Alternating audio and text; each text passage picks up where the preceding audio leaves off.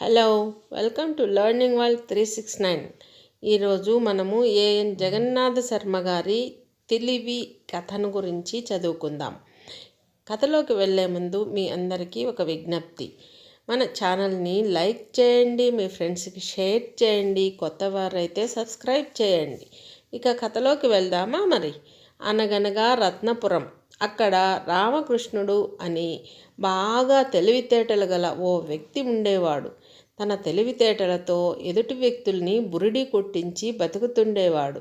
చిన్న చిన్న బురిడీలతో 2 పూటల భోజనం, వేల కొలది వరహాలు మాత్రమే సంపాదించుకోగలిగేవాడు. ఇది సరికాదనుకున్నాడు. ఉన్న తెలివితేటలతో డబ్బు బాగా సంపాదించాలి, కోటీశ్వరుడైపోవాలని కలలుగన్నాడు.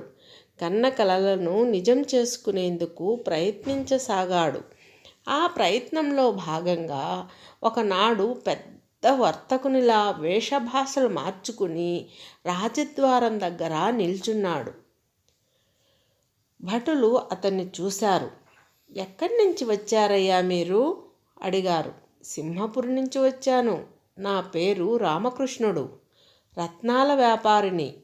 రాజుగారిని చూడాలనుకుంటున్నాను. అనుమతి ఇస్తారా?" అడిగాడు. "అనుమతి ఇవ్వాల్సింది మేము కాదు, రాజుగారు ఇవ్వాలి. అడిగి చూస్తాం" అన్నారు భటులు. వెళ్ళి రాజుగారిని అడిగారు. "ప్రవేశపెట్టండి" అనుమతించాడు రాజు. రామకృష్ణుడు ఆనందంగా ప్రవేశించాడు. రాజుకి రత్నాల హారాన్ని కానుకగా అందచేశాడు. చూశాడు రాజు దాన్ని. బాగున్నదని మెచ్చుకున్నాడు. "చెప్పండి, నన్నెందుకు చూడాలనుకున్నారు?" అడిగాడు రాజు. "ఆ విషయం మీతో ఏకాంతంగా మాట్లాడాలి" అన్నాడు రామకృష్ణుడు. "మాట్లాడండి" అంటూ తన ఏకాంత మందిరానికి దారి తీశాడు రాజు. అతన్ని అనుసరించి వచ్చాడు రామకృష్ణుడు. "చెప్పండి, ఏం మాట్లాడదలిచారు?" అడిగాడు రాజు. "ఇంకేం లేదు మహాప్రభు, మీరు నాకు చిన్న సాయం చేయాలి." "తప్పకుండా చేస్తాం. ఏం కావాలో కోరుకోండి." "సభలో అందరూ చూస్తుండగా మీరు నాతో ప్రతిరోజు ఓ క్షణం మాట్లాడాలి. నేను అడిగినప్పుడు మాట్లాడాలి. ఇది నా ప్రార్థన" అన్నాడు రామకృష్ణుడు. "ఏం మాట్లాడాలి?" "ఏదో ఒకటి నా చెవిలో ఒకటి 2 అంటూ 10 వరకు అంకెలు లెక్క పెట్టండి చాలు. అయితే అవి నాకు మాత్రమే వినిపించాలి" అన్నాడు రామకృష్ణుడు. చిత్రంగా ఉందే ఇతని కోరిక అనుకున్నాడు రాజు. నవ్వొచ్చింది అతనికి.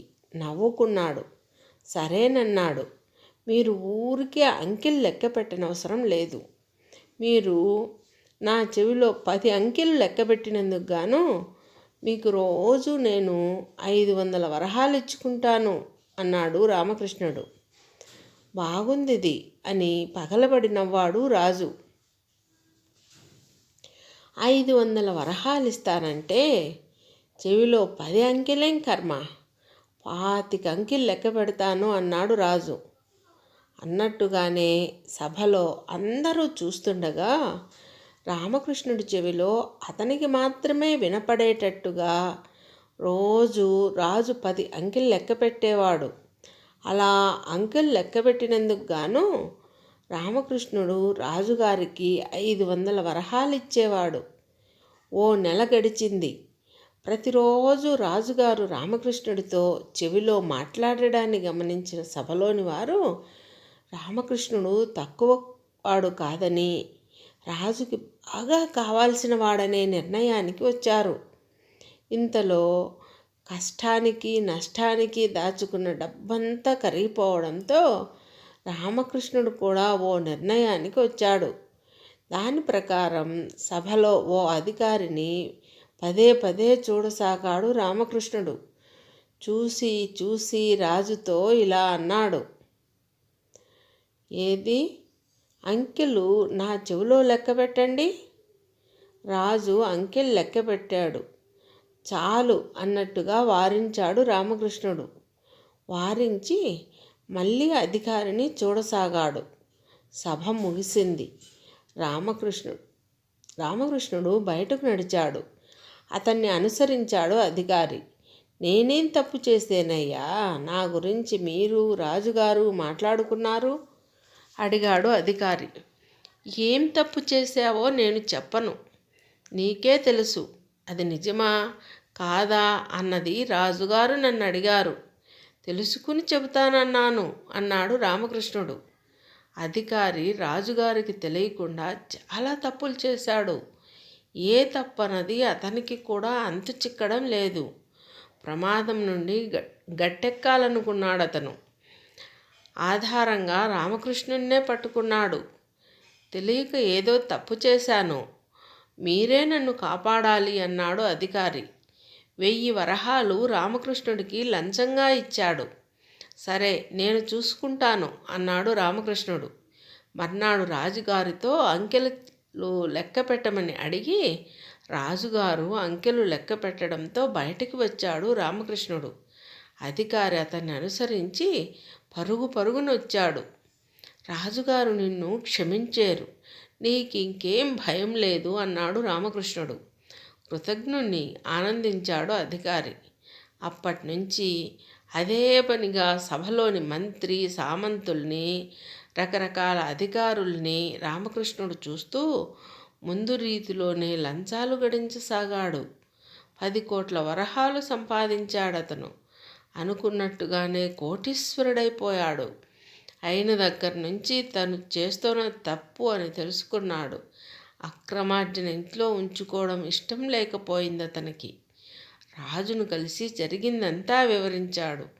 మీకు ప్రతిరోజు 500 వరహాలు ఇస్తూ కూడా నేను 10 కోట్ల వరహాలు సంపాదించగలిగాను. తప్పు చేశాను. పైగా ఆ 10 కోట్ల వరహాలు అనేక మంది అనేక రకాలుగా మీ రాజ్యం నుంచి కొల్లగొట్టిందే.